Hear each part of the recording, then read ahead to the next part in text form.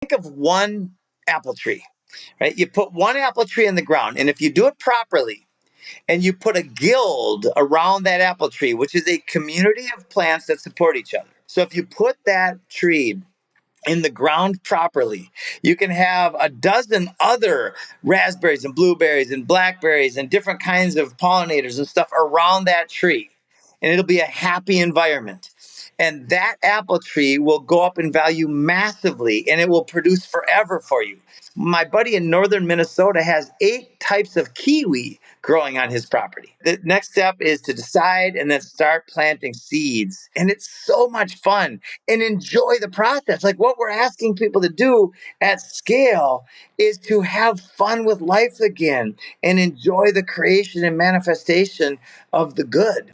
Well, Jim, I love everything I'm hearing, and I'm also not a farmer, and I have trouble keeping up cutting my grass in my yard. So if I were to have someone come and build a food forest, well, first of all, what is a food forest? And if I have trouble cutting my grass, how can I manage some type of food that I'm growing at home? So help me make it easy for me because I want to do it, and I'm a little bit scared. I mean, Yeah, I kill a it's that's the cactus when I great. have it in my home on my shelf. So help me with understand and make it easier, please. I love it, Matt. So when I walk outside right now at my house at Galt's Landing, where we're completely off grid. By the way, there's another website. It's galtslanding.farm. And we have an off grid community with Airbnbs so people can come and experience what we're talking about. We have over 230 different varieties of edible plants growing on our property.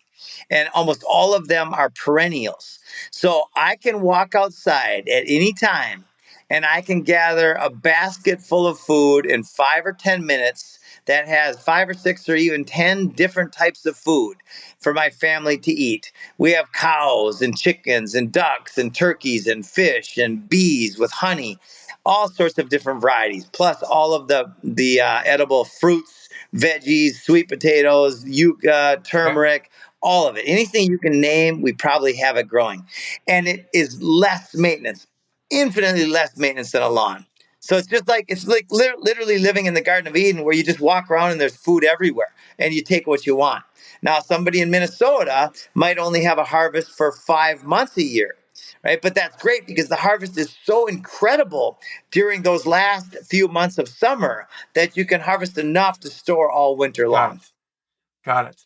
So you're putting to rest some of my natural fears about my own inadequacy in keeping the lawn because this is not Yeah, the same as the lawn. This will keep itself. yeah. Uh, It's way easier than a Fantastic. lawn.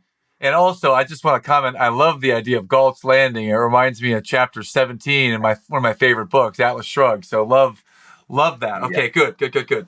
Well, so what I want to ask about what are the things that are still holding us back? I'm interested in doing this and I don't know what to do next. I still have some reservation to commit to it. I mean, what might you say to the person who's on the bench who likes the idea, but they're just a little bit afraid or hesitant to take action?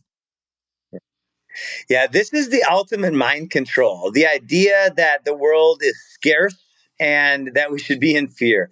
It's so easy. The next step is visit a food Okay. forest. You can visit me at Gall's Landing or find one near you. And I'll give you a simple example that everybody can recognize.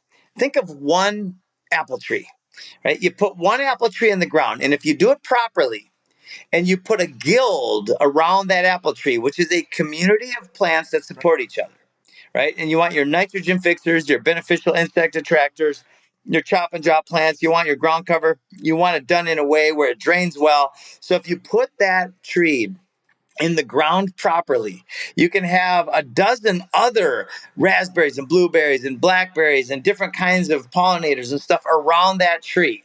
And it'll be a happy environment. And that apple tree will go up in value massively and it will produce forever for you. Now we just scale that. So now instead of just one apple tree, you got 3 different types of apple trees, and you got 2 different types of pear trees, and 3 different types of plums, and so on and so on and so on and so on, mulberries and all the different berries. My buddy in northern Minnesota has 8 types of kiwi growing on his Okay. property. Wow. Yeah.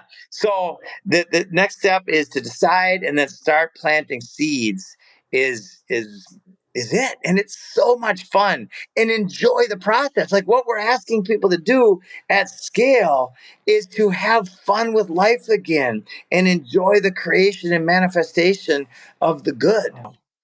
Wow. Last question, Jim.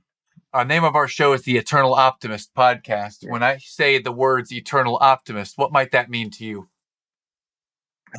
It means that anything is possible and that we are stepping into the golden age, the age of enlightenment. We are in the apocalypse now, which means lifting the veil. This is the ascension or expansion of human consciousness. This is the great awakening. We're in the greatest opportunity in the history of humanity right now.